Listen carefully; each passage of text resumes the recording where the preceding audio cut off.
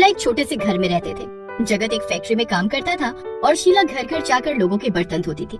शीला और जगत की एक ही बेटी थी मीनाक्षी, जो बेहद सुंदर थी। जो भी मीनाक्षी को देखता था तो बस देखता ही रह जाता था। एक दिन की बात है जब मीनाक्षी और उसकी दोस्त पायल कॉलेज से घर वापस आ रही होती है। मीनाक्षी को रास्ते में एयर होस्टेस दिखती है जो ऑटो पे बैठ रही होती है। इनकी जिंदगी कितनी बढ़िया है, रोज नई नई जगह घूमती है। तो तू भी एयर होस्टेस बन जा, फिर तुझे भी सारी दुनिया देखने को मिल जाएगी। ओह, मैं और एयर होस्टेस कभी नहीं बन सकती। अरे पर क्यों नहीं बन सकती? क्या कमी है तुझमें? देख कितनी सुंदर है। इतना सुंदर तो कोई पूरे कॉलेज में नहीं होगा, और ऊपर से तेरी हाइट इतनी अच्छी है। तेरी इंग्लिश भी इतनी बढ़िया है कि तू सबको फेल कर देती है। अरे पर माँ बाबूजी कभी इस बात के लिए मानेंगे क्या? अरे तो उनको मानना पड़ेगा ना, और वो आखिर क्यों नहीं मानेंगे? एक बार जाकर उनसे बात तो कर। मीनाक्षी घर जाकर अपने माता पिता से बात करती है। हवाई जहाज का नाम सुनकर ही उसके बाबूजी घबरा जाते हैं। अरे इसमें घबराने की क्या बात है? सोचो हमारी बेटी हवाई जहाज में उड़ेगी तो हमारा कितना नाम होगा। इतने सुंदर कपड़े पहनकर जब घर से बाहर निकलेगी तो मैं गर्व से बोलूंगी कि मेरी बेटी एयर होस्टेस है। मीनाक्षी की माँ मान जाती है और उसके बाबूजी को भी मना लेती है। मीनाक्षी इस बात से बड़ी खुश होती है और एयर होस्टेस बनने की तैयारी में लग जाती है। वो दिन रात मेहनत करती है और फिर एयर होस्टेस के लिए इंटरव्यू देने जाती है।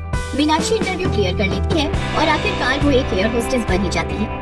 आखिर मैं एक एयर होस्टेस बनी हुई। अब मैं जब ये खबर अपने माँ बाबूजी को जाकर सुनाऊंगी तो वो कितने खुश होंगे।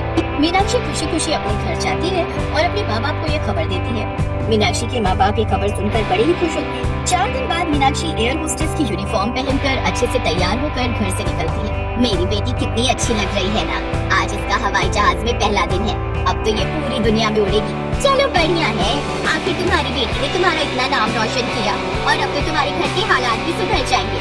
सही कहती हो तुम बिल्कुल, बस सब अच्छा ही हो।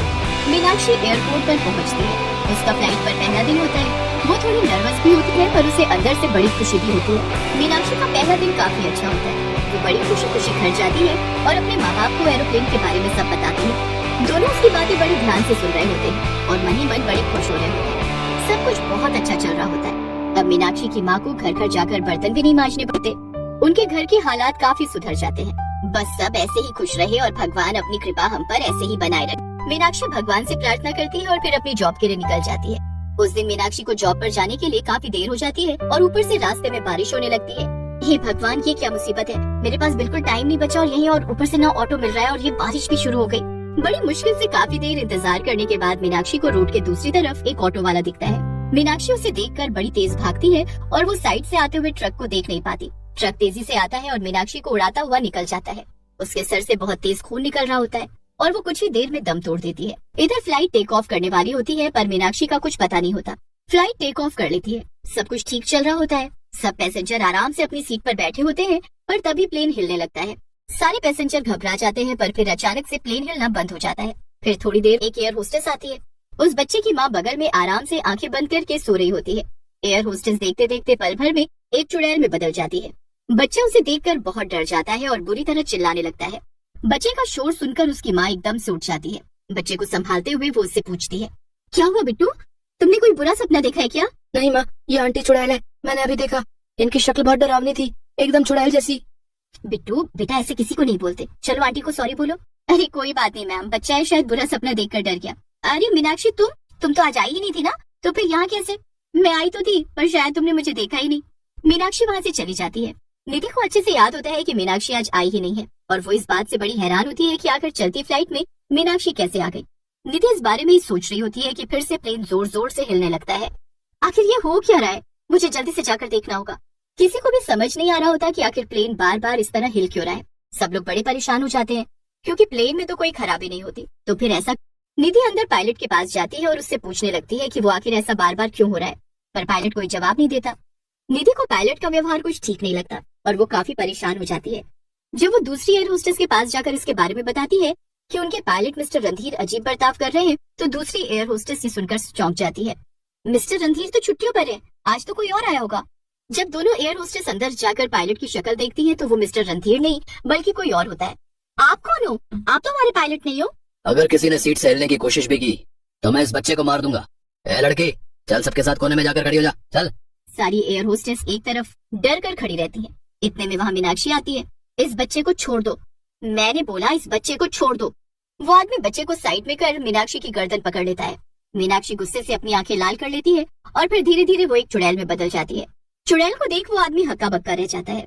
चुड़ैल उस आदमी की गर्दन पकड़ लेती है। सभी पैसेंजर उस चुड़ैल को देखकर और ज्यादा घबरा जाते हैं। चुड़ैल, ये चुड़ैल कहाँ से आ गई? अब बता मैं तेरा क्या करूं? तुझे यही मार दूं या इस प्लेन से नीचे फेंक दूं? तू इतने सारे मासूम लोगों की जान लेना चाहता है और जब तेरी जान लेने की बारी आई तो बोल रहा है मुझे मत मारो। ऐसा कैसे हो सकता है? चुड़ैल आदमी को इतनी जोर से घुसा मारती है कि वो आदमी सीधा पायलट के पास जा गिरता है। मैं सिर्फ तुझे नहीं बल्कि इस पायलट को भी मार दूंगी। तुम दोनों अब मुझसे नहीं बच पाओगे। पायलट उस चुड़ैल को देखकर इतना घबरा जाता है कि उसके हाथ कांपने लगते हैं और वो गलती से कुछ गलत बटन दबा देता है। बटन के दबाते ही प्लेन जोर जोर से हिलने लगता है और प्लेन का बैलेंस बिगड़ जाता है। सारे पैसेंजर डर की वजह से चिल्लाने लगते हैं। सब एयर होस्टेस भी घबरा जाती हैं, पर वो पैसेंजर को शांत रहने के लिए बोलती हैं। आप सब प्लीज शांत हो जाइए। देखिए अभी आप बस शांत रहिए, हम आपको सुरक्षित पहुंचा देंगे। एयर होस्टेस के समझाने पर भी कोई भी पैसेंजर समझने को तैयार नहीं था। इधर पायलट के केबिन में एक आदमी जमीन पर घायल पड़ा होता है और दूसरी तरफ पायलट से एक बहुत बड़ी गड़बड़ हो जाती है। जल्दी से इस प्लेन को किसी सुरक्षित जगह पर लैंड करो। नहीं, मैं किसी को कुछ नहीं होने दूंगी। मैं अभी कुछ करती हूँ। प्लेन अपना बैलेंस बिल्कुल खो चुका होता है और तेजी से एक पहाड़ की तरफ बढ़ रहा होता है। चुड़ैल के पास अब सबको बचाने का एक ही तरीका होता है। वो प्लेन से बाहर जाती है और प्लेन को अपने हाथों से उठा लेती है। मुझे अपनी सारी शक्तियों का इस्तेमाल करना होगा। मैं इन मासूम लोगों को मरने नहीं दे सकती। चुड़ैल एयर होस्टेस अपनी सारी शक्तियां लगा देती है और प्लेन को दूसरी तरफ उड़ाने लगती है। कुछ ही देर में प्लेन वापस से बैलेंस में हो जाता है। शुक्र है भगवान का, अब हमें कुछ नहीं होगा।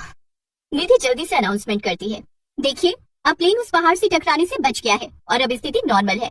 हम कुछ ही देर में एक सुरक्षित जगह पर लैंड होने वाले हैं। आप सभी शांत रहिए और अपनी सीट बेल्ट बांध लीजिए। हमें अभी एकजुट रहना पड़ेगा। कुछ ही देर में प्लेन एक सुरक्षित जगह लैंड हो जाता है। एयर होस्टेस जल्दी से प्लेन का गेट खोलती है और सभी पैसेंजर एक एक करके बाहर आ जाते हैं। सबके बाहर आने के बाद सारी एयर होस्टेस भी बाहर आ जाती है। अब सब लोग उस चुड़ैल को देखने लगते हैं, पर वो तो कहीं भी दिखाई नहीं दे रही होती। पर तभी थोड़ी देर बाद वो दोनों आदमियों को गर्दन से पकड़कर बाहर लेकर आती है। आज तुम्हारी वजह से इतने पैसेंजर की जान खतरे में आ गई थी। ये सब तुम दोनों ने आखिर क्यों किया? अब तो मैं तुमको जिंदा नहीं छोड़ूंगी। वो आदमी और वो पायलट चुड़ैल के आगे हाथ जोड़कर बैठ जाते हैं और अपनी जान की भीख मांगने लगते हैं। तुम ऐसा कैसे कर सकते हो?